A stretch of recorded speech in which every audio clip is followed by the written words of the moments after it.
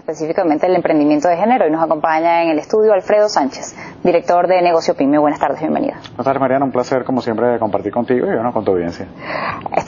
Señalaba el tema del emprendimiento de género. ¿Qué podemos hablar sobre cómo está catalogado el emprendimiento por géneros en Venezuela? Nosotros tenemos un fenómeno interesante que está asociado no solo a lo que es el fenómeno de emprendimiento global y nacional, sino a lo que es el motor de la economía que constituyen las mujeres, ¿no? Al hablar de emprendimiento de género, donde vemos que la vocación emprendedora por parte de las mujeres, cuando tú ves la estructura de la vocación emprendedora en Venezuela, el emprendimiento femenino es muy importante. De hecho, son uno de los grandes motores en la actividad económica, pues en más de la mitad de los hogares venezolanos no tienen una figura paterna activa. Y además, en muchos casos, las mujeres son las que llevan adelante el entorno familiar, lo que llevan la economía del núcleo. Y por supuesto, esto hace que el emprendimiento sea visto por las mujeres como una opción de crecimiento e independencia económica. Entonces, es un fenómeno venezolano y latinoamericano en general, porque nuestras sociedades tienen ciertos rasgos matriarcales. El peso de la mujer es tan grande y obviamente, si la mujer lleva un liderazgo en la economía familiar, el emprendimiento es un camino para que canalice sus energías. Ahora, se habla de la mujer y de la mujer latinoamericana y venezolana como una mujer fuerte, aguerrida.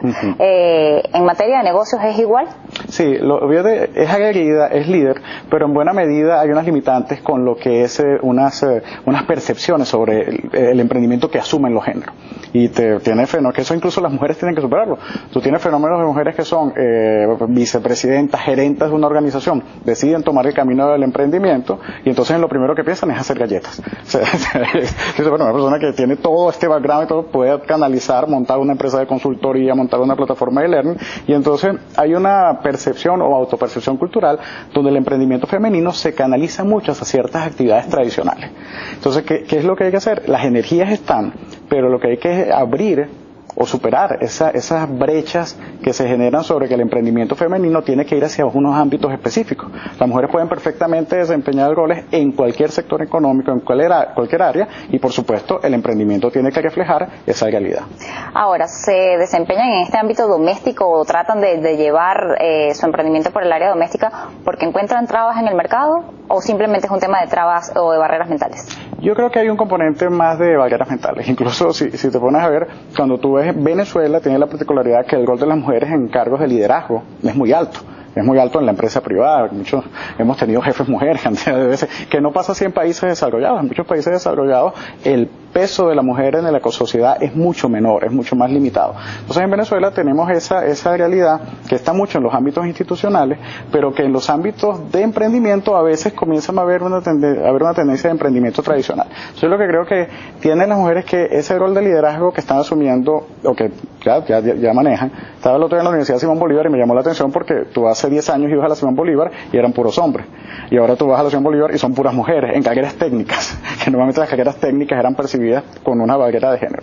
Yo creo que hay un componente de mentalidad, pero también hay que hacer políticas públicas para fomentar ese cambio de mentalidad y para que las mujeres asuman ese rol como dinamo económico de la sociedad. Casi todas las políticas públicas de desarrollo económico en América Latina actualmente están enfocándose mucho en las mujeres como ejes de activación económica y de progreso. ¿Por qué enfocarse en la mujer? ¿Es la mujer más planificada? ¿Es la mujer más capaz de organizar algo y llevar y conseguir una meta? Sí, a lo mejor el gremio masculino van a mandar unos tuits o algo, pero lo que se ha visto es que el manejo de la economía familiar o la experticia en el manejo de la economía familiar combinada con la actividad profesional genera un impacto mucho mayor en la sociedad. Entonces, incluso muchos de los programas sociales se canalizan a través de mujeres porque se asume que el manejo va a ser más eficiente. Entonces, hay un componente cultural, un componente de responsabilidad hacia el núcleo familiar que, por supuesto, el emprendimiento es una forma de poderlo canalizar. Nosotros acabamos de sacar un libro que se llama La Mompreneur Digital, manual para mamás emprendedoras hispanas y latinoamericanas en Internet, con mi coautora, que es una venezolana que vive en Canadá y es muy estudiosa del área de emprendimiento latinoamericano, Josepina Russo, y ahí hemos detectado cómo existe ese fenómeno en todo nuestro continente, en todo nuestro subcontinente.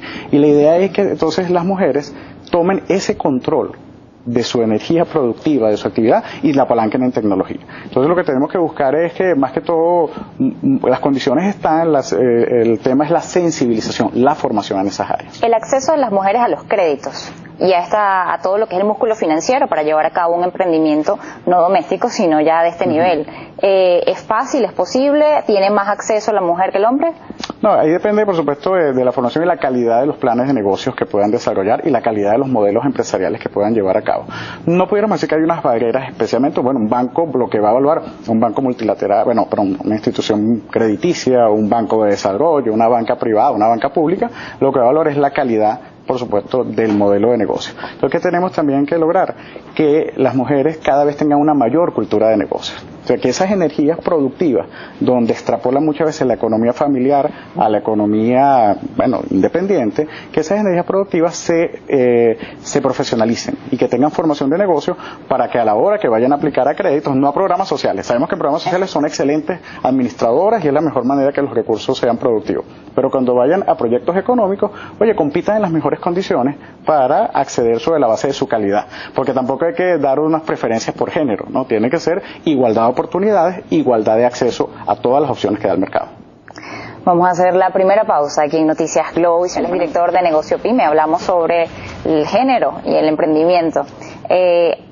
Hablábamos sobre la capacidad de la mujer y todo esto. Quisiera, además, usted señalaba que cada día se ven más estudiantes mujeres en áreas de ingeniería, en áreas de técnicas. Ahora, ¿se ve más interés de la mujer o se ve más participación de la mujer en escuelas de negocios, en escuelas para liderazgo?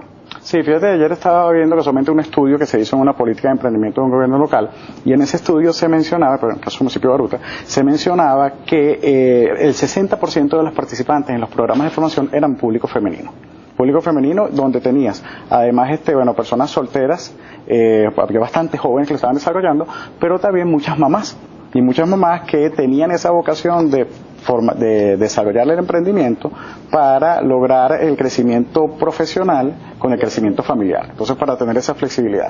¿Qué sucede? Hay una vocación porque estas personas no lo están viendo solo como una manera de hacer dinero, lo están viendo como un proyecto de vida y proyecto de su núcleo familiar. Además, estaba el tema de cuando las mujeres están, la madre desde el hogar, porque hemos visto en el caso del emprendedor venezolano, en el caso del trabajador venezolano, que los venezolanos se forman desde la escuela, desde el colegio, la academia, a la universidad, se forman para ser empleados, pero no hay una formación completa desde tempranas edades para ser líderes o para ser gerentes o para ser dueños de tu propio negocio. No existe esa cultura. ¿Ha avanzado en eso en alguna medida? Y desde el hogar, ¿están las madres orientando a sus hijos no solamente a tener una profesión, no solamente a ser un buen empleado, sino además a ser un líder, a ser un emprendedor? ¿Se está enseñando eso desde el hogar? Yo diría que el sistema educativo formal se ha quedado rezagado. Nuestras universidades no están dando oficialmente o formalmente las carreras o dando, por supuesto, el pensum que responde a esta necesidad. Pero la sociedad misma está dando opciones. Entonces, si bien nuestro sistema educativo formal se ha quedado rezagado, hay todo un movimiento por ONGs, por universidades, por gobiernos locales, por distintas instancias, fundaciones, que están promoviendo esta iniciativa. Incluso que las mismas universidades a lo mejor no están en los currículums de las universidades, pero están creando centros emprendedores. ¿Qué tenemos que hacer? Que el sistema educativo formal, en todos sus niveles, educación base, primaria, secundaria, educación universitaria, comience a dar esas herramientas para potenciar esas energías. Entonces, hay un fenómeno donde la sociedad ha desbordado al sistema regular de educación, y también, como la misma sociedad la ha desbordado, es también porque viene del hogar. La percepción generalizada es que a través de mecanismos independientes puedo lograr mayor crecimiento económico y profesional, y por supuesto eso que está tan presente en los núcleos familiares, los niños lo moldean. Ya esta generación que estamos teniendo de jóvenes, de niños, están viendo a sus papás, a sus padres asumiendo roles independientes, y eso evidentemente los permea a que la vocación hacia el emprendimiento sea mucho más alta. Cuando yo estudiaba, cuando yo estudiaba en la universidad, nadie me hablaba de plan de negocio, utilidad, estructura de costos. Nosotros tenemos que aprender a punta de ensayo y error. Todas estas generaciones ya desde el bachillerato, ya de alguna manera, o formalmente o informalmente, le llegan estos conceptos. y esto evidentemente tiene que tener impacto en lo que es la economía venezolana en un futuro. Lo que debe ser perfeccionado. Exacto, debe darse una formalidad, debe verse como una política pública, además de desarrollo económico, que esté desde las más altas esferas del Incluirse Estado. en los currículos académicos. Incluirlo en los currículos, y que la sociedad además no como se está haciendo en muchos casos actualmente, que es como aislado. Un clamor de la sociedad puede responder a esa demanda de la vocación emprendedora, pero que haya un acuerdo nacional en el tema. Y ese acuerdo nacional en el tema tenga a los gobiernos, empresa privada, academia, ONG, para por supuesto dar respuestas efectivas y con impactos reales. Tengo que hacerlo Visión Economía. Estamos conversando con Alfredo Sánchez, él es director de Negocio Pyme. Estábamos hablando sobre el emprendimiento. Además, en materia de emprendimiento, además del tema del género, además de la necesidad de formación, se está entendiendo en Venezuela el sentido de oportunidad del momento en que se está viviendo, que quizás puede ser la oportunidad para desarrollar muchas cosas que no se han desarrollado en nuestro país, como un aparato industrial que está bastante decaído, pero que además entonces puede ser una oportunidad de negocios para muchas personas. Se está evaluando esa condición, se ve ese sentido de oportunidad en quienes se están formando para los negocios. Yo creo que en el discurso de todos los actores que hacemos vida en el mundo del emprendimiento, tenemos que adecuar el discurso a la realidad del país actual. Nosotros, emprender en Venezuela no es lo mismo que emprender en Suiza, en Colombia, en Estados Unidos. Tenemos unas realidades muy particulares como país, pero tomando que el carácter en mandarín, en chino, de crisis y oportunidades es el mismo, de las crisis surgen oportunidades, yo pienso que tenemos que hacer un mapa del entorno de negocios venezolanos y las oportunidades que pueden estar en el marco de la situación económica complicada que tenemos.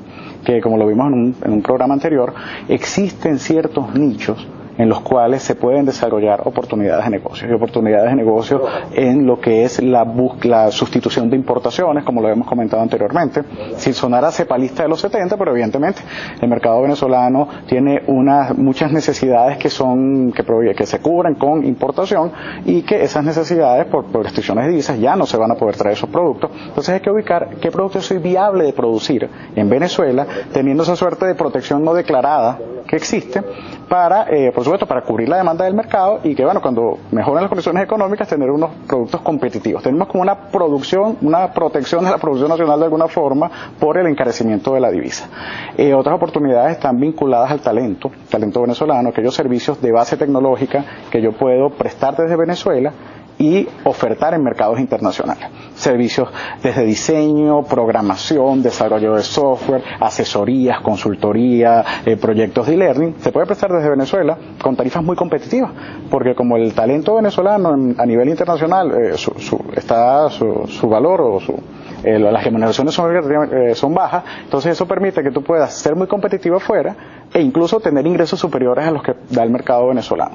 Otro componente son los sectores populares. El 80% de los consumidores en Venezuela están en las zonas populares, que tienen un alto poder de consumo consolidado y que por supuesto tenemos que tenerlas en el radar.